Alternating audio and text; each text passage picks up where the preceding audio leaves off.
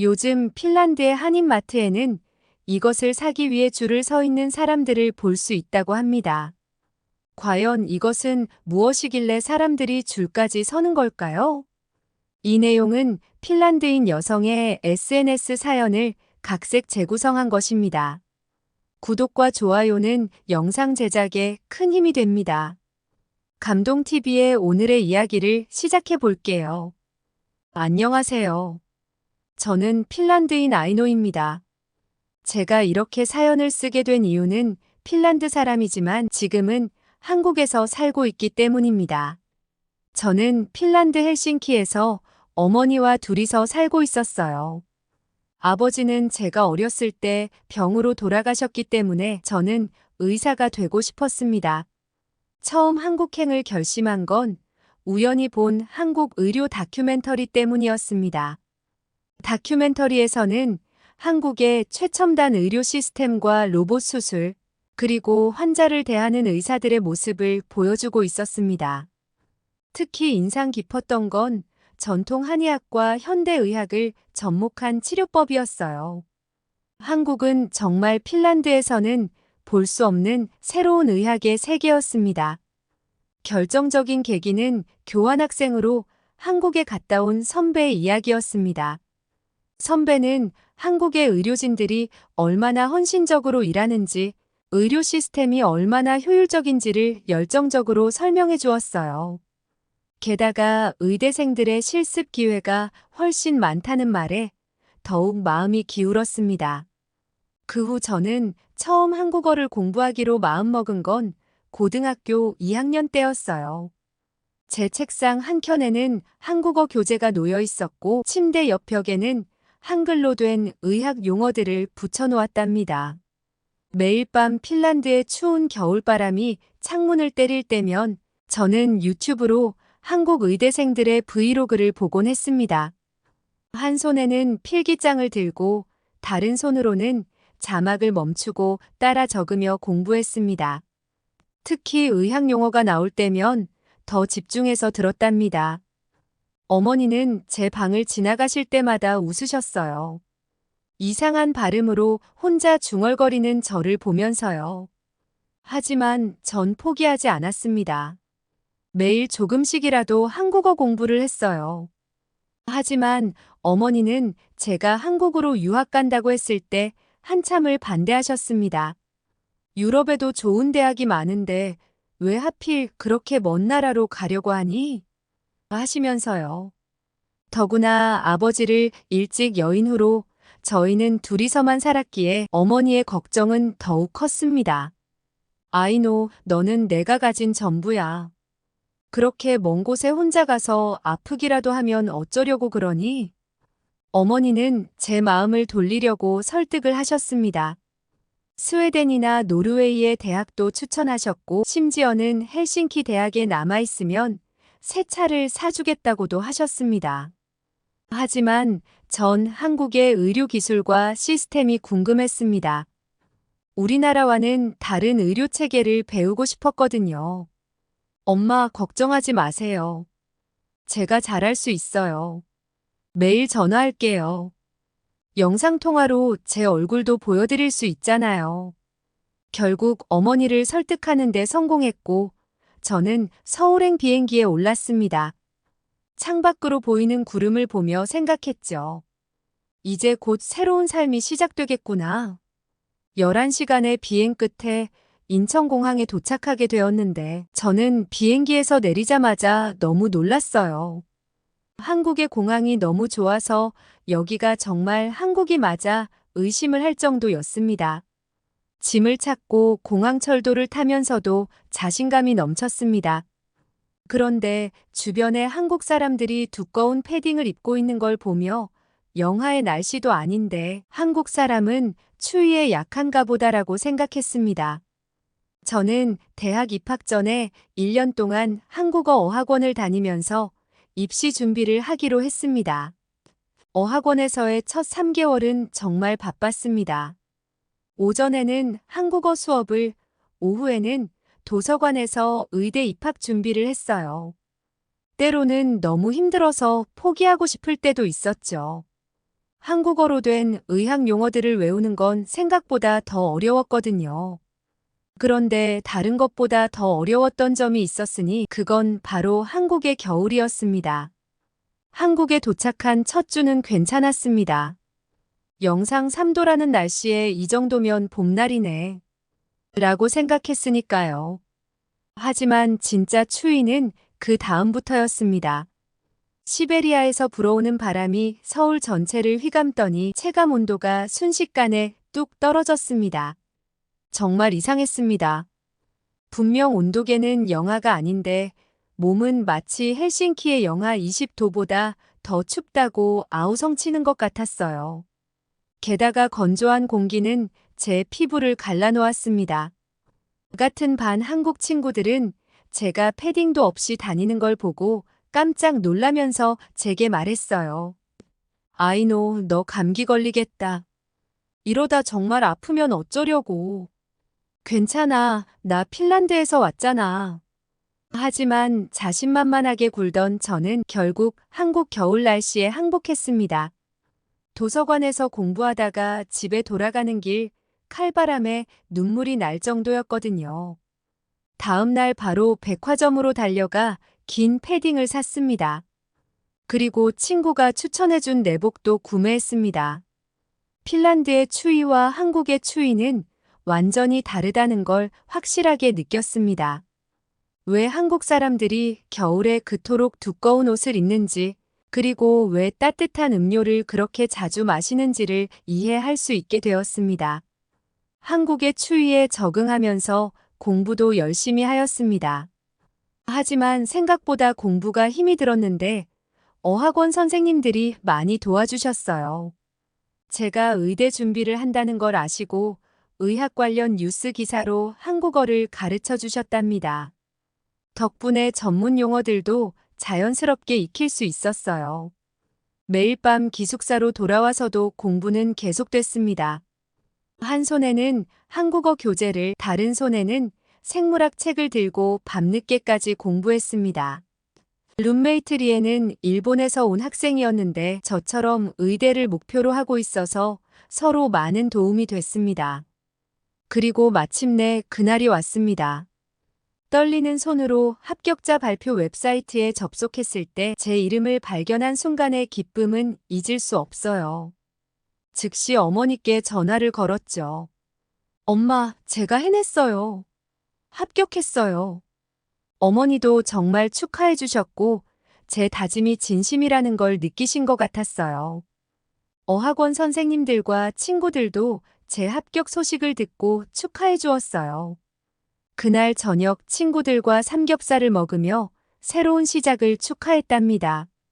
이제 진짜 한국 의대생이 된다고 생각하니 설렘과 두려움이 동시에 밀려왔어요. 하지만 이미 한 번 해냈으니 앞으로도 잘 해낼 수 있을 거란 자신감이 생겼습니다.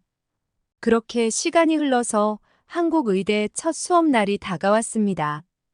강의실에 들어서는 순간 모든 시선이 저를 향했어요. 금발머리의 외국인 학생이 낯설었나 봅니다. 자기소개를 할 때는 더욱 긴장됐어요.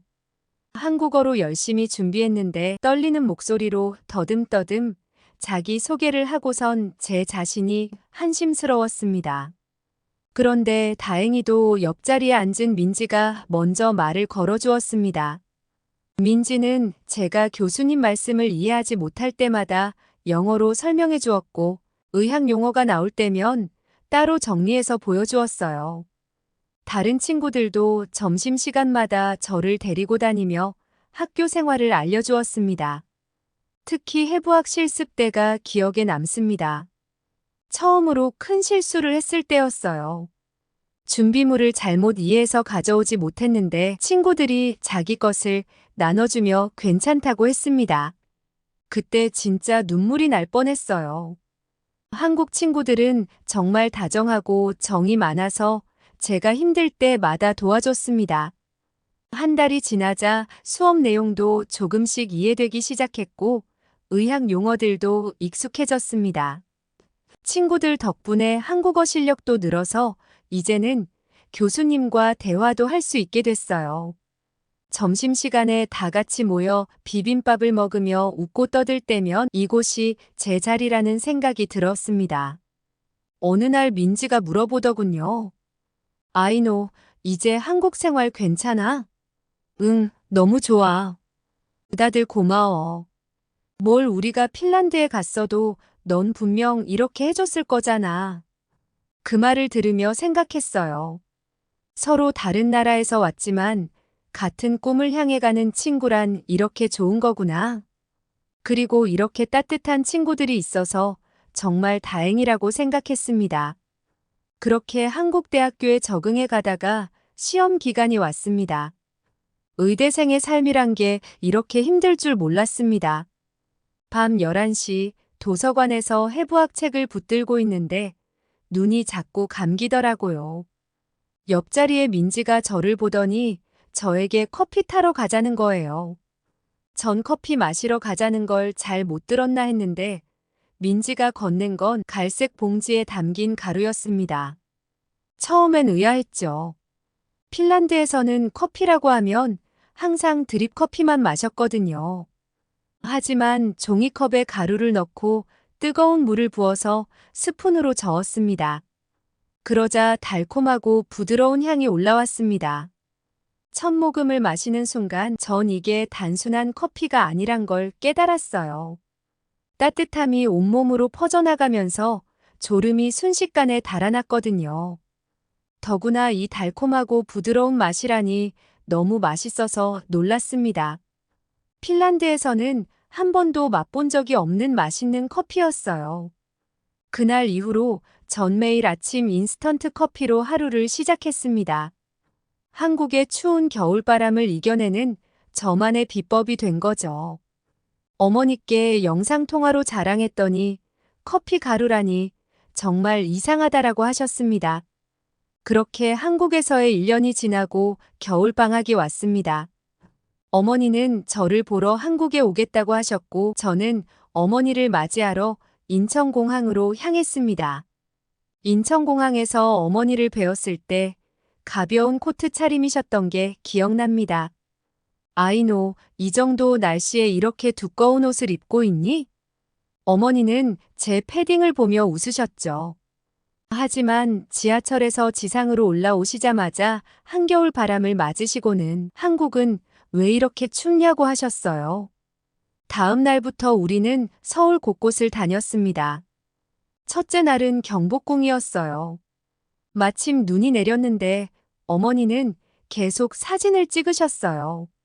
하얀 눈을 머금은 기와지붕의 모습이 동화 같다면서요. 한복을 입은 관광객들을 보시더니 어머니도 한복을 입어보고 싶다고 하셨습니다. 근처 한복 대여점에서 고운 자주색 한복을 고르셨어요. 어머니는 한복을 입은 모습을 거울로 보시더니 감탄하셨죠. 이렇게 예쁜 옷을 입어보다니. 그렇게 우리는 하루 종일 한복을 입고 경복궁을 거닐었습니다. 북촌한옥 마을에서는 재미있는 일이 있었어요. 좁은 골목길을 걷다가 한 할머니를 만났는데 어머니와 할머니가 서로의 언어는 모르면서도 손짓 발짓으로 이야기를 나누시더라고요. 할머니께서 우리를 데리고 한옥 안으로 들어가 전통차를 대접해 주셨습니다. 그런데 어머니와 함께 명동을 걷고 있을 때였어요. 추운 날씨에 어머니가 자꾸 떨고 계셨습니다. 아이노 이상하구나. 핀란드보다 온도는 높은데 이렇게 춥다니. 저는 한국에서 겨울에 제가 했던 말과 똑같은 말씀을 하시는 어머니를 보며 웃음이 났습니다. 결국 우리는 근처 백화점으로 향했습니다. 엄마, 저도 처음엔 한국 사람들이 오버한다고 생각했는데 겨울에 패딩 없으면 안 돼요. 이 롱패딩이 정말 최고예요. 어머니는 처음엔 이렇게 두꺼운 옷은 필요 없다고 하셨어요. 하지만 1시간 동안 여러 패딩을 입어보시더니 결국 저와 똑같은 롱패딩을 고르셨답니다. 패딩을 입고 나오시자마자 어머니 얼굴에 안도의 미소가 번졌어요. 우리는 그대로 근처 카페로 가서 따뜻한 커피를 마셨습니다. 어머니는 패딩 주머니에 손을 넣은 채 창밖의 분주한 서울 거리를 바라보시며 말씀하셨어요. 한국 사람들은 추위와 싸우는 법을 정말 잘 아는구나. 이제 보니 이 두꺼운 패딩도 다 이유가 있었네. 그날 저녁 남산타워에 올라갔을 때는 깜짝 놀라셨어요. 반짝이는 서울의 야경을 보며 어머니가 말씀하셨어요. 한국은 현대와 과거가 아름답게 공존하는 나라라면서 정말 멋진 곳이라고 말씀하셨어요. 그런데 전날 밤새 눈이 많이 내려서 저는 내일 돌아다닐 수 있을까 걱정했습니다. 어머니도 도로에 눈이 가득 쌓여 있는 모습이 보여서 어려울 수도 있겠다고 말하셨어요. 그런데 다음 날 어머니와 저는 밖으로 나와서 놀라운 모습을 보고 말았습니다. 우리는 동대문 디자인 플라자를 구경하기 위해 아침 일찍 나왔는데도 불구하고 도로에는 눈이 전혀 없었습니다. 정말 놀라웠어요. 저는 이 상황이 놀라워서 민지에게 문자를 했더니 민지는 한국은 새벽에 미리 도로에 눈을 다 치워놓기 때문에 그런 거라고 해줬어요. 게다가 열선이 깔려있는 도로도 많아서 기온이 내려가면 자동으로 열선이 동작한다는 이야기도 들을 수 있었어요. 핀란드도 눈이 아주 많이 내리는 나라라서 제설차가 도로를 잘 치워주기는 했는데 한국의 빠른 작업 속도는 상상을 초월할 정도였습니다. 어머니에게도 이 이야기를 했더니 한국은 미래의 도시 같다면서 놀라셨어요. 지하철을 타고 동대문 디자인 플라자로 향했어요. 지하철역도 난방이 되어 따뜻했는데 지하철도 타자마자 너무 따뜻했어요. 그런데 어머니가 좌석에 앉자마자 의자가 이상하게 따뜻하다고 이게 뭐냐고 하는 거예요. 저는 어머니에게 한국은 지하철 좌석에도 난방이 되어 있다고 말씀드렸어요. 핀란드도 지하철이 난방되기는 했는데 좌석까지 되는 걸 본 적은 없었다면서 어머니는 또 한 번 감동하셨습니다. 동대문 디자인 플라자의 미래적인 건물 디자인도 멋졌지만 무엇보다 교통 시스템이 너무 편리하다고 하셨어요. 특히 지하철 좌석의 온열 기능은 계속 말씀하실 정도로 인상 깊으셨나 봅니다. 쇼핑하는 동안 우리는 추운 날씨를 피해 지하상가로 들어갔는데 그곳에서 우연히 노래하는 청년들을 만났어요. 버스킹 공연이었는데 어머니는 그들의 음악에 맞춰 발을 구르시더니 즐거워하셨습니다. 제 원룸에 돌아와서 가장 먼저 어머니께 따뜻한 믹스커피를 건넸습니다. 하루 종일 추위와 씨름하신 어머니께 딱 좋아하실 것 같았어요. 처음엔 인스턴트 커피라고 거절하시려던 어머니가 한 모금 마시고는 놀란 표정을 지으셨어요. 이게 그 인스턴트 커피라고? 굉장히 맛있구나. 온돌 바닥에 앉아 믹스커피를 마시며 어머니는 점점 한국의 매력에 푹 빠지셨습니다.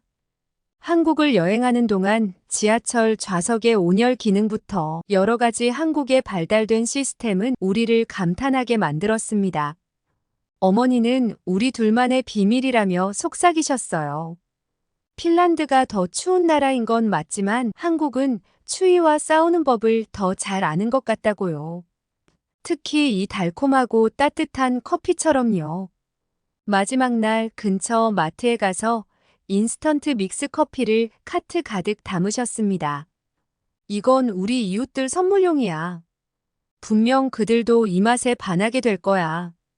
저는 어머니가 한국과 사랑에 빠지신 것 같아서 어머니의 말씀에 웃었어요. 어머니가 핀란드로 돌아가실 때는 캐리어 하나가 통째로 한국의 인스턴트 커피 믹스로 가득했습니다. 저는 살짝 걱정됐는데 커피 애호가인 핀란드 사람들이 이 인스턴트 커피를 좋아할까 하고 생각을 했습니다. 하지만 제 걱정은 기우였습니다. 어머니의 첫 번째 문자는 충격적이었어요. 아이노, 이웃들이 커피 더 없냐고 계속 물어보는구나. 특히 마르타 아주머니가 매일 우리 집에 와서 커피를 마시고 가신다. 한 달 뒤에는 더 놀라운 소식이 왔습니다. 헬싱키의 한인마트가 맥심 커피 품절 사태를 겪고 있다는 거예요. 어머니의 이웃들이 입소문을 내면서 주변 사람들도 하나둘씩 한인마트를 찾아가기 시작했다고 합니다. 이제는 마트 주인이 나를 보면 한숨부터 쉰단다. 언제 커피가 들어오느냐고 너무 자주 물어봐서. 영하 40도까지 내려가는 핀란드의 겨울, 이제 그들에게도 따뜻한 믹스커피는 필수품이 되었나 봅니다. 한국의 믹스커피가 핀란드에서 새로운 트렌드가 되다니 참 신기하죠? 어머니는 이제 믹스커피 대사라는 별명까지 얻으셨답니다. 저는 아침마다 도서관으로 향하는 길에 온기가 가득한 버스 정류장에서 믹스커피를 마시는 게 일상이 됐어요. 그러다 문득 깨달았습니다. 제가 한국의 리듬으로 살아가고 있다는 걸요. 의대 실습을 마치고 저녁에는 친구들과 치맥을 즐기고 주말이면 한강에서 배달 음식을 시켜 먹었죠. 첨단 기술과 전통이 공존하는 이 도시의 매력에 푹 빠졌습니다. 병원 실습 중에도 놀라움의 연속이었어요. 최신 의료 장비들, 효율적인 시스템, 그리고 환자를 대하는 따뜻한 마음까지 한국을 배워가고 있습니다. 며칠 전에 민지가 저에게 이제는 완전 한국인 같다고 말해서 웃었어요. 이제는 한파주의보가 발령돼도 두렵지 않았고 지하철에서 핸드폰 결제하는 것도 자연스러워졌어요.